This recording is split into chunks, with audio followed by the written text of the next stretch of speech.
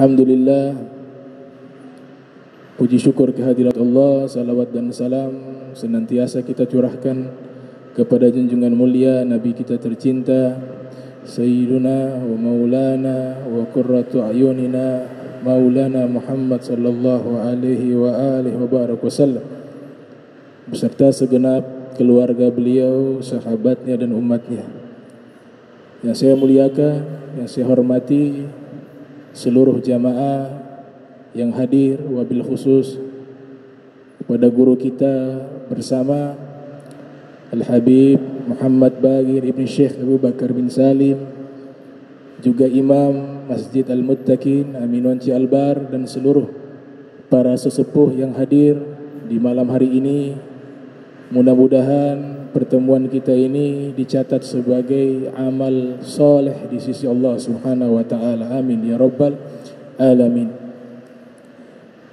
Qala muallif rahimahumullah, al-haditsu sabi' ashar, al-amru bil ihsan wa rifqi bil hayawan, an Abi Ya'la Shaddad ibn Aus radhiyallahu anhu عن النبي صلى الله عليه وسلم قال إن الله كتب الإحسان على كل شيء فإذا قتلتم فأحسنوا قتله وإذا ذبحتم فأحسنوا ذبحه وليحد أحدكم شفرته وليرح ذبيحته رواه مسلم.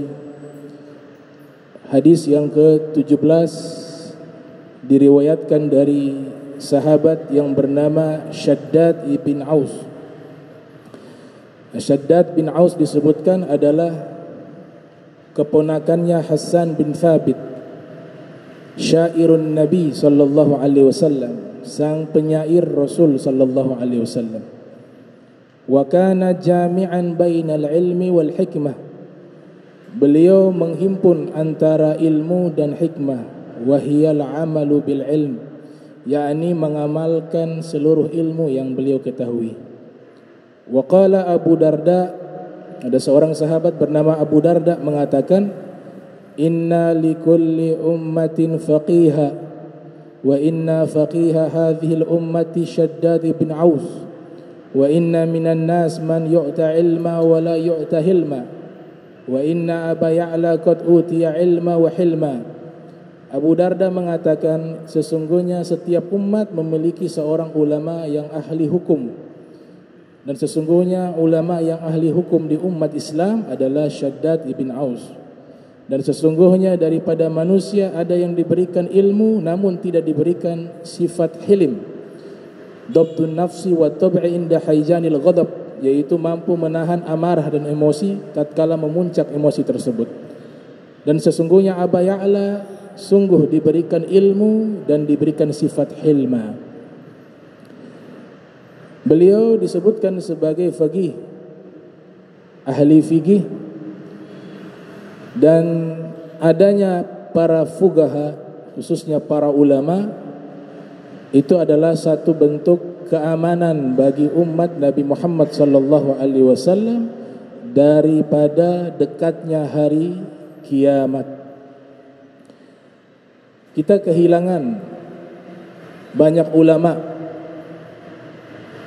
Beberapa hari yang lalu kita kehilangan sosok daripada cucu dari guru tua, Al-Habib Saqaf bin Muhammad bin Idrus bin Salim Al-Jufri. Kemudian kita kehilangan para ulama yang wafat. Itu adalah musibah yang paling terbesar. Allah Subhanahu wa taala berfirman di dalam surat At-Taghabun, ma asab min musibah illa biiznillah wa may yu'min billahi yahdi qalbah wallahu bikulli syai'in alim. Tidaklah satu musibah yang terjadi melainkan seluruhnya dari izinnya Allah Subhanahu wa taala, dengan izinnya Allah Subhanahu wa taala. Dan musibah yang paling terbesar tidak lain adalah musibah wafatnya para ulama, wafatnya orang-orang solihin. Maka dikatakan oleh Syekh Nawawi Al-Bantani, beliau meriwayatkan meriwayatkan dalam kitabnya Tanqihul Qaul Hafiz ala Syarhi Lubabil Hadis, mautul alim mautul alam, wafatnya seorang alim itu bagaikan wafatnya alam semesta. Ini juga yang dinyatakan oleh Nabi kita Muhammad sallallahu alaihi wasallam di dalam hadisnya yang diriwayatkan oleh Al-Imam Tabrani yang lahir tahun 260 Hijriah, wafat pada tahun 360 Hijriah, di dalam kitabnya Al-Mu'jam Al-Kabir. Juga hadis ini diriwayatkan oleh Al-Imam Al-Baihaqi yang lahir tahun 384 Hijriah, wafat pada tahun 548 Hijriah. Rasul sallallahu alaihi wa alihi wa barak wasallam bersabda, mautul alim musibah lam tujbar wa thulmatun lam tusadd wa najmun tumis mautu qabilatin aisar min mauti alim. Beliau menyatakan wafatnya seorang alim itu adalah satu musibah yang tidak bisa ditutupi, satu lubang yang tidak bisa ditutupi, bagaikan bintang yang kehilangan cahayanya. Wafatnya satu suku, qabilah, itu jauh lebih mudah dibanding wafatnya seorang ulama, kata Nabi kita Muhammad sallallahu alaihi wasallam. Sehingga para ulama terdahulu, apabila ada ulama seorang yang meninggal, mereka sedih. Bahkan disebutkan oleh Al-Imam Abu Nuaim Al-Asfahani dalam kitabnya Hilyatul Awliya wa Tabaqatul Asfiya, ada seorang tabi'in bernama Ayyub As-Sikhtiyani. Beliau belajar kepada banyak para tabi'in dan juga beberapa sahabat. Al-Imam Az-Zahabi memberikan julukan kepada beliau Al-Imam Al-Hafiz Sayyidul Ulama, Imam Al-Hafiz, pemimpin para ulama.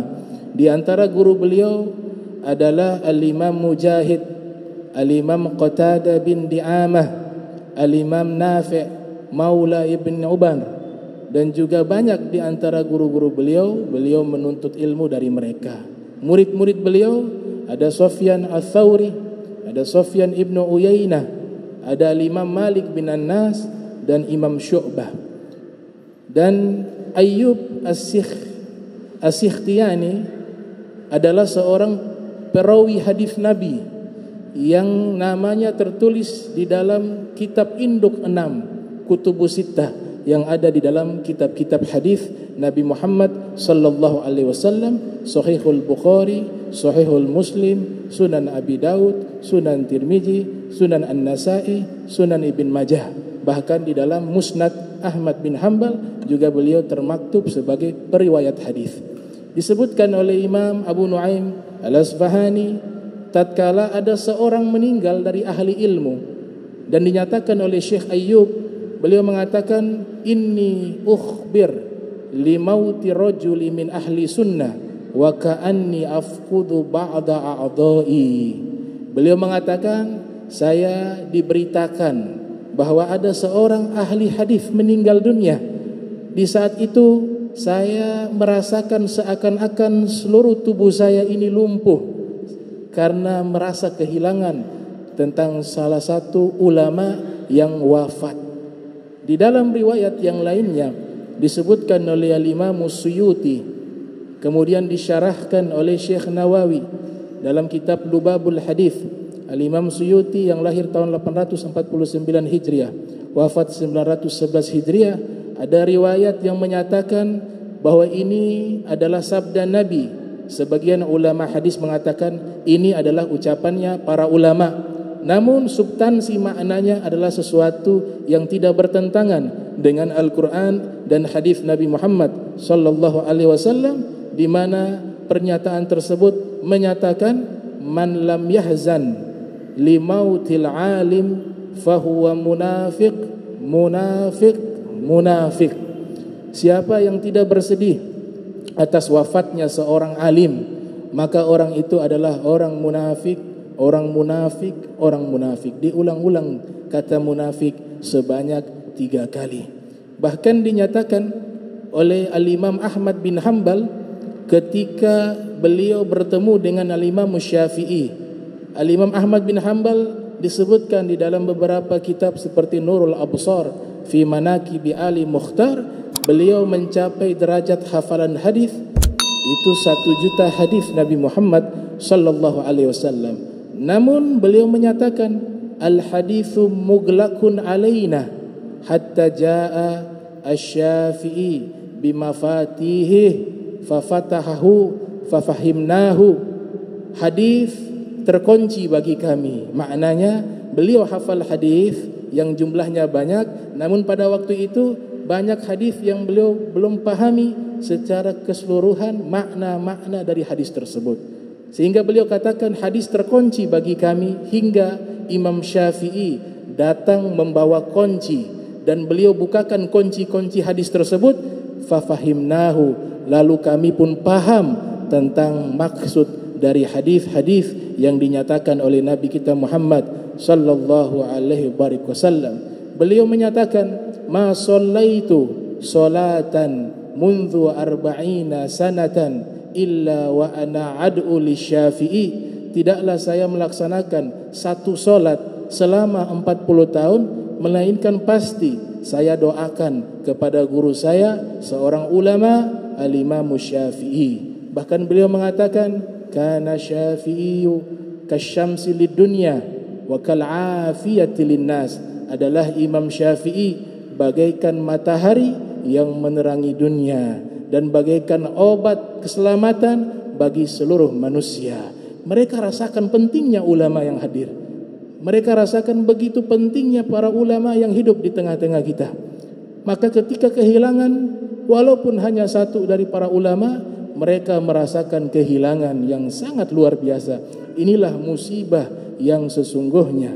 Al-Imam Mujahid juga menyatakan, sesungguhnya innal alima idza mat bakat alaihi sama'u wal ardu arba'ina sabaha. Sesungguhnya jika ada seorang alim meninggal dunia, maka langit dan bumi akan menangisinya selama 40 pagi, selama 40 hari, karena kehilangan sosok ulama, sosok orang-orang yang membimbing manusia untuk mengenal Allah, untuk mengenal Nabi Muhammad, untuk mengenal hukum Allah, untuk mengenal akhlaknya Rasulullah sallallahu alaihi wasallam.